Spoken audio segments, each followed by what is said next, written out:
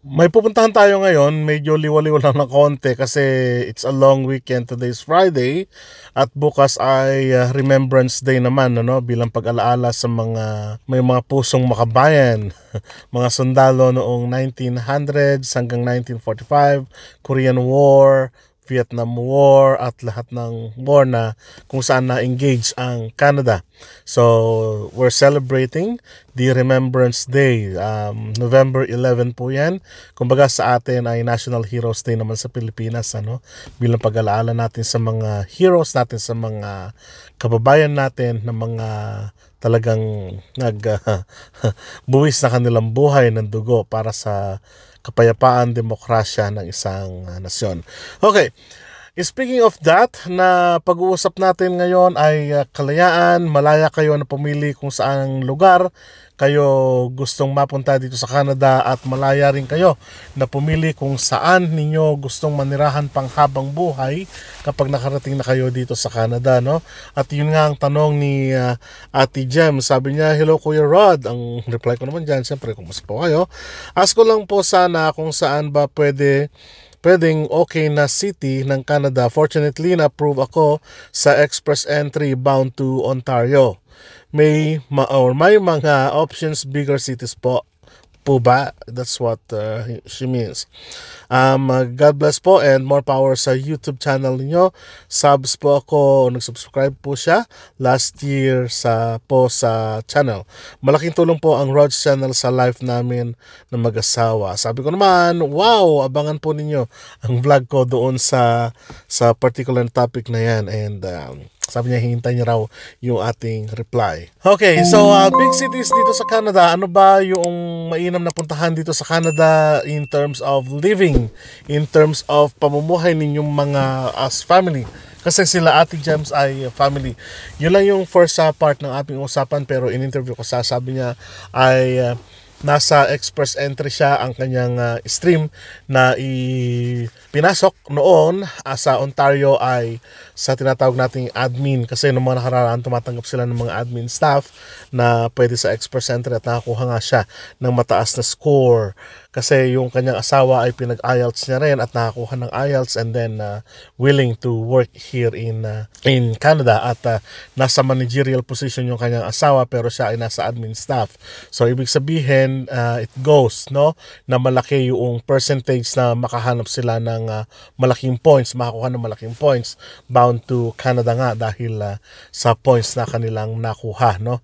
So ganun kalaki yung kanilang tsansa talaga na makarating at ma-approve dito sa Canada using this stream na express entry bound to Ontario, Canada. Well, ang concern niya na ngayon dahil in the further na usapan namin ay meron na siyang letter of application and intention to apply ITA na mag-proceed na sila for permanent residency. Wow, sana all, no? Pagpunta rito, landed immigrant na. So, yun yung kanilang invitation. Well, sabi ko nga, yan yung isa sa pinakamadali. Diba, sabi ko sa inyo na makararaan na isa sa pinakamadali na pamamaraan na makarating dito sa Canada is using the express entry program ng Canada, at yun yung kanilang nakuha as administrative staff or administrative officer.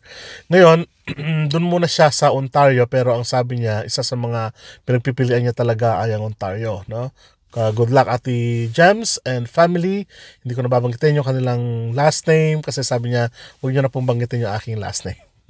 Gawin po sila ng Bulacan area at yung kanyang asawa ay Metro Manila area. So, ganun po yung kanilang setup nila.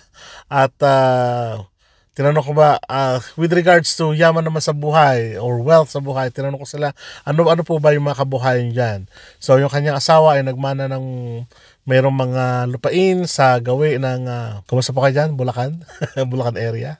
Yan. So, lupain, and then nag-o-office po yung kanyang asawa. So, bukid at lupain yung kanilang negosyo. So, willing po ba kayo na iwan nyo yung inyong mga lupain dyan? Sabi niya naman, may mga kapatid pa rin siya, pero dream ko rin na makasama yung mga kapatid ko dito, yung kanyang sabi.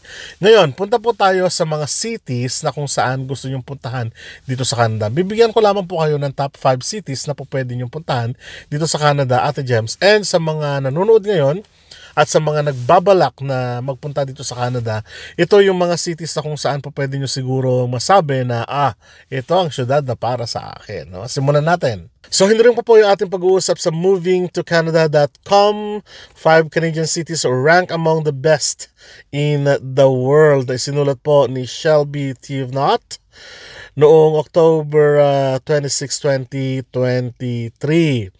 Ang kanyang subtitle, the 2024 World's Best Cities Report has dubbed 5 Canadian cities to be among the top 100 best in the world. So para po sa mga nagsasabi at nagdi-ditch sa Canada na hindi maganda sa Canada, well, sabi ko nga, ito na yung pagpapatunay. Kung gusto mong makarating dito sa Canada, go for it. Yung dream mo, habulin mo yan o kaya naman ipagpatuloy mo, no? So, yan po ang ibig sabihin yan. But, sabi nga natin, nasa inyo na kung ipagpapatuloy nyo, no? So, top 100 biggest cities in the world, pero may top 5 na big cities ang Canada na pasok sa top 100 na hindi, kumbaga, lahat ng bansa may opportunity na makapasok ang top 100 cities dito sa survey na ito. Na yung kanilang pinagkunan ay yung worldsbestcities.com, the 2024 World's Best Cities.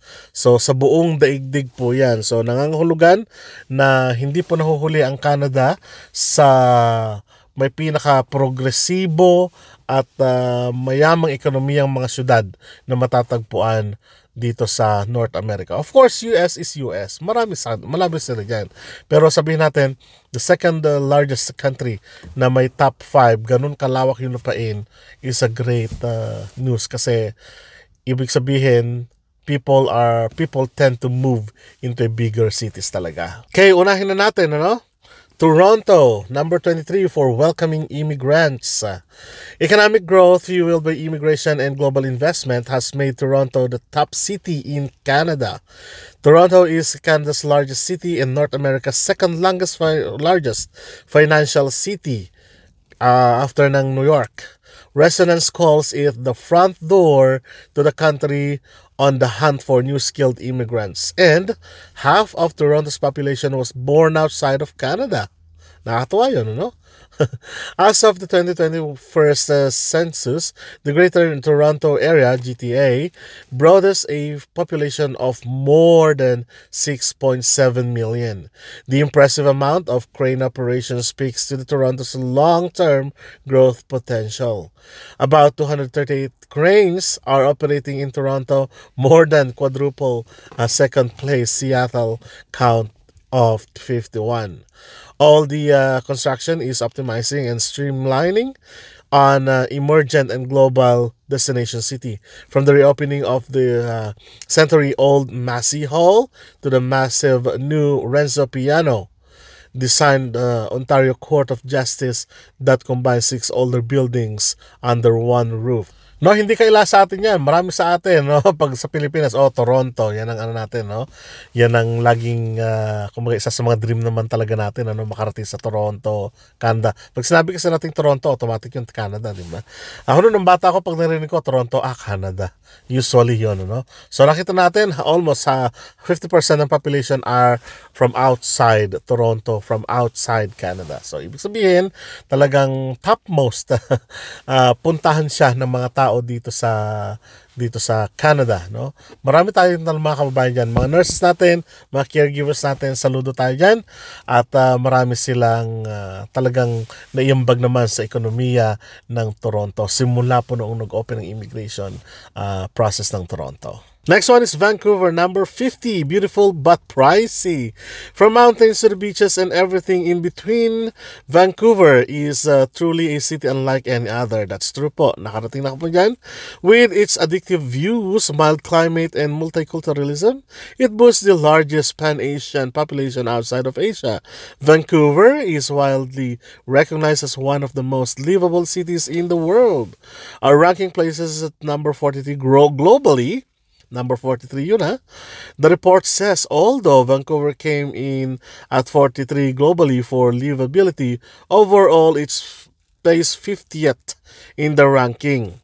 Vancouver offers a wide variety of urban and outdoor activities, which makes it very attractive. In the next 3 years, Vancouver will host several sporting events, including the Invictus Games, the Grey Cup, the Lever Cup, International Tennis Tournament, and part of the FIFA World Cup. It will also host the 90th anniversary of the first International Alcoholics Anonymous Convention. Yes, it's been years na nakarating kami ng Vancouver at bumalik kami last summer lang. At yes, gustong gusto ko yung lugar. Napakaganda ng lugar. Wala kang masabi. Yung kanilang outdoor activities naman talaga napakarami. Hindi na kami nag-stay sa Vancouver City itself, but punta kami ng Vancouver Island, which is Victoria. Napunta po kami ng Victoria at doon kami naglagi at na-enjoy namin yung lugar na talagang if you are nature friendly, nature lover, at gusto mo talagang makaniig ang nature, punta ka ng Vancouver Island. So, kumbaga, yung tirahan mo, nandyan na yung mga animals, nandyan na yung mga napaganda, yung serenity ng lugar, napakatahimik, peaceful. Makikita mo dyan, naglalaro sa tabi mo mga ibon, iba't ibang kulay, and so on and so forth. Napakaganda talaga.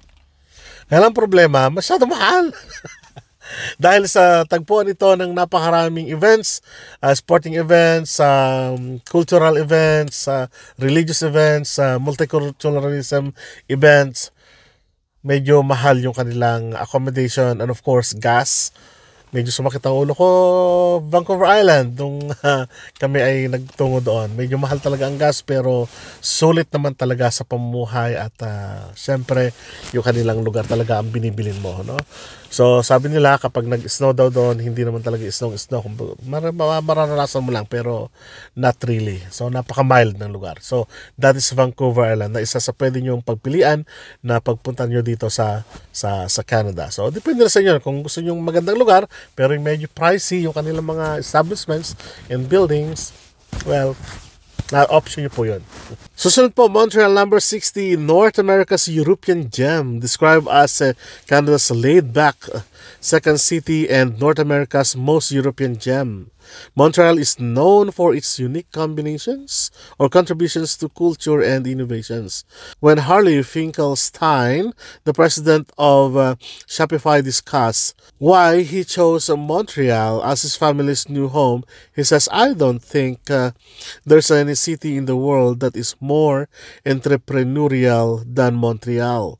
And he goes on to emphasize of the strong connection between the city's entrepreneurial spirit and the vibrant culture. Yeah, marami rin tayong mga kababayan dyan sa Montreal, medyo pag sinabi natin Montreal, mga Quebecois, yan, mga Frances, Francophone, yan yung ating mga identity dyan sa lugar na yan, Pag pinasanabi kasi nating Montreal, medyo European, classic ang dating, pero parang European siya pero nasa modern na era, parang ganon, Yan ang Montreal. Marami din tayong mga kababayan dyan at hindi pa tayo nakarating dyan pero nakikita ko sa mga post ng mga kababayan natin talagang maganda ang Montreal, culturally and economically, Another one, Ottawa number 90, thanks to Brain Gain. Ottawa, the capital of Canada, has earned a reputation of global magnet for intellectual talent. Despite often living in the shadows of the larger city or sibling cities like Toronto and Montreal, Ottawa's remarkable achievements have begun to capture the world's attentions.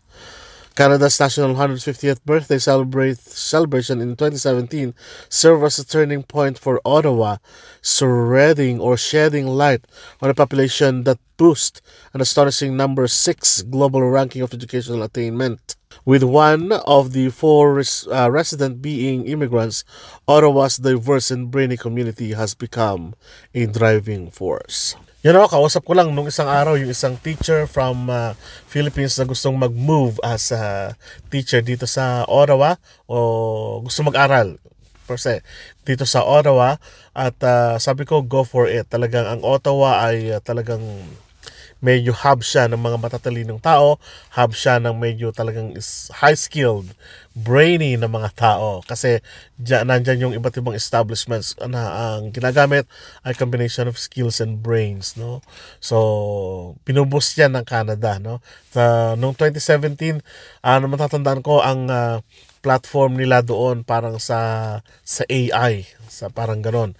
Yun yung isa sa mga program ng Ottawa, kung matatandaan ko, nung nag-celebrate ng 150th anniversary ang Canada noon. So kung gusto niyo mapunta doon, maraming opportunity din for iba't ibang larangan ng computer, education, something like that. Marami rin tayong mga kababayan dyan na pupunta to study as international students sa Ottawa. Last but not the least, number 93. 93 for resilience and quality of life. Calgary, often hailed as Canada's energy capital, is embracing change in setting its sights on a big future, leaving behind the struggles of beleaguered oil industry. While Toronto undoubtedly holds the title of Canada's business heart, Calgary, with its youthful population and history forged in the oil industry, has always been the underdog in the competition of global attention. What sets Calgary apart is the reputation as Canadian city with the highest number of American per capita. Kung makikita niyo, the highest number of Americans per capita.